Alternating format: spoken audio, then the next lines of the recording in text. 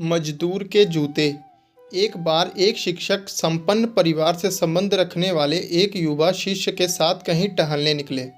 उन्होंने देखा कि रास्ते में पुराने हो चुके एक जोड़ी जूते उतरे पड़े हैं, जो संभवतः पास के खेत में काम कर रहे गरीब मजदूर के थे, जो अब अपना काम खत्म कर घर वापस जाने की तैयारी कर रहा था।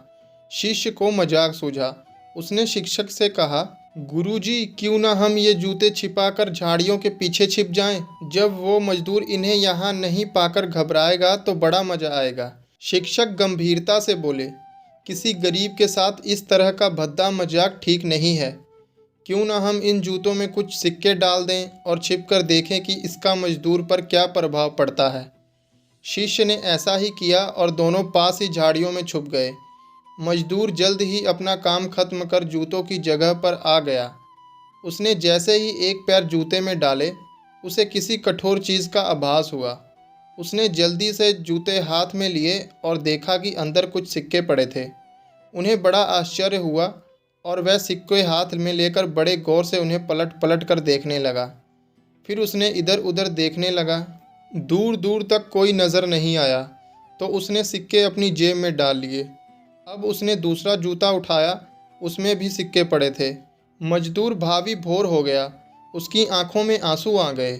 उसने हाथ जोड़ ऊपर देखते हुए कहा, हे भगवान, समय पर प्राप्त इस सहायता के लिए उस अनजान सहायक का लाख लाख धन्यवाद। उसकी सहायता और दयालुता के कारण आज मेरी बीमार पत्नी को दवा और भूखे बच्चों को रोटी मिल सकेगी। मजदूर की बातें सुन शिष्य की आंखें भर आईं। शिक्षक ने शिष्य से कहा, क्या तुम्हारी मजाक वाली बात की अपेक्षा जूते में सिक्का डालने से तुम्हें कम खुशी मिली? शिष्य बोला, आपने आज मुझे जो पाठ पढ़ाया है उसे मैं जीवन भर नहीं भूलूंगा। आज मैं उन शब्दों का मतलब समझ गया हूँ जिन्हें मैं पहले कभी नहीं समझ पाया था, कि लेने की अपेक्षा देना कहीं अधिक आनंददायी है। देने का आनंद असीम है, देना देवंत है। दोस्तों, सचमुच जॉय ऑफ गिविंग से बढ़कर और कोई सुख नहीं है।